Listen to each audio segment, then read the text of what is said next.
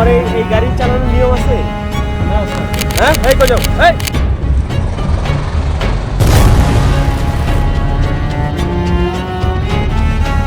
না, এটা সার্জেনের গাড়ি। সার্জনের গাড়ি? কোন সার্জন? কি এই গাড়ি?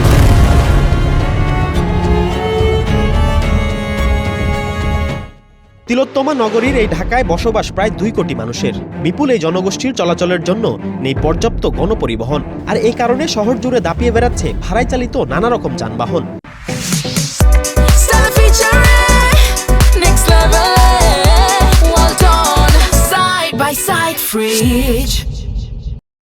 শহরের মধ্যে এক এলাকা থেকে আরেক এলাকায় যাতায়াতের জন্য অনেকের ভরসা সিএনজি অটোরিকশা।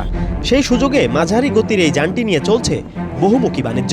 মালিকানা গাড়ি। হ্যাঁ, মালিকানা গাড়ি। এটা টিআই ছাড়া মালিকানা হয়? এটা সরান আপন নেন না জান। হ্যাঁ, ঢাকার রাস্তায় 2 রকম সিএনজি অটোরিকশা চোখে পড়ে, সাদা আর সবুজ। রঙের এই পার্থক্য বুঝিয়ে দেয় কোন ধরনের গাড়ি কিভাবে চলবে।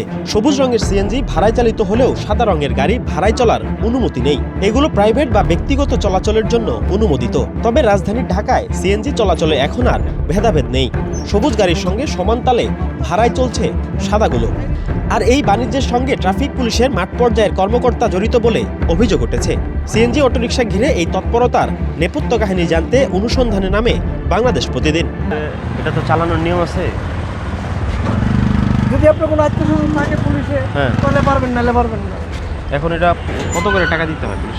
ওই 1000 প্রতি মাসে? এটা কার টিআই রে দিতে হয় নাকি? যেগুলো একটা সার্জেন।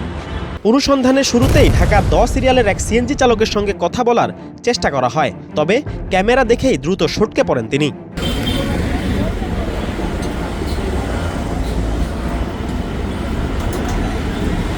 এই মামা, এই তোমার এই গাড়ি চালানোর নিয়ম আছে? হ্যাঁ, এই কই যাও, এই নিয়ম অনুযায়ী ঢাকা 10 সিরিয়ালের এসব সিএনজি ঢাকায় চলার কথা নয়, কিন্তু বাস্তবে দেখা যাচ্ছে ট্রাফিক পুলিশকে মাসিক মাসোহারা দিয়ে নির্বিঘ্নে চলছে এই যানগুলো। অভিযোগ রয়েছে নির্দিষ্ট অঙ্কের অর্থ পরিশোধের মাধ্যমে ট্রাফিক পুলিশের কাছ থেকে এসব সিএনজি চালকরা পাচ্ছে অঘোষিত ছাড়পত্র। টিআই রফিক, এটা কোথায় থাকে উনি? বলতে পারি না ওনার ডিউটি কোন জায়গায়। মানে এই যে আপনারা যখন গাড়ি ধরে তখন কি পুলিশ ফোন দিলে কি হয়? বলে পরিচয় দেয় যে আমি টিআই, পরে ছেড়ে দেয়? জি। বিষয়টি আরও স্পষ্ট হয় আরেকজন চালকের সঙ্গে কথা বলার পর। তিনিও বিষয়টি অকপটে স্বীকার করেন। কথাবার্তার এক পর্যায়ে জানা যায় সাদা রঙের অর্থাৎ প্রাইভেট এই গাড়িটির মালিক মূলত ট্রাফিক পুলিশের একজন টিআই। ভাড়ায় চলাচল করতে গিয়ে রাস্তায় কোনো সমস্যা হলে ওই কর্মকর্তাকে ফোন দিলেই মিলে যায় সমাধান। কোনো কষ্ট হয় না চালাতে? কত করে মানে আপনাদের এখানে আপনারা কত করে টাকা দেয়? আমি তো জমা দিই। কত? 800 টাকা দিই, 900 টাকা দিই, বাজার বুঝে আর কি। ওনার 800 টাকা কয়টা আছে ওই টিআই? ওনার আমি জানি এই একটাই। তাই না? জি। এটা ওনার টিআই রফিক, এটা কই থাকে এটা বলতে পারেন যে কোন জায়গার? সিএনজি চালকের কাছেই পাওয়া গেল ট্রাফিক পুলিশের সেই কর্মকর্তার মোবাইল ফোন নাম্বার। যোগাযোগ করে জানা গেল তিনি বর্তমানে কক্সবাজারে কর্মরত আছেন। ঢাকায় সিএনজি অটোরিকশার সঙ্গে কোনো সম্পর্ক নেই বলে দাবি তার। আচ্ছা, ওই যে আপনার ঢাকাতে মনে হয় 4-5টা ঢাকা 10 সিরিয়ালের গাড়ি চলে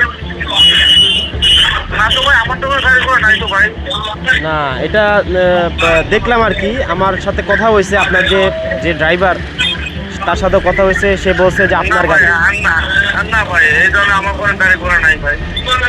রাজধানীর সড়কে শৃঙ্খলা ফেরানোর দায়িত্ব যাদের কাঁধে, তারাই যদি নিয়ম ভেঙে নিজেদের নামে সিএনজি নামান, তাহলে এই বিশৃঙ্খলার দায় কার? এই দুর্নীতির বিরুদ্ধে ব্যবস্থা না নিলে সড়কে শৃঙ্খলা আনা সম্ভব নয়। ইমন হোসেন, বাংলাদেশ প্রতিদিন।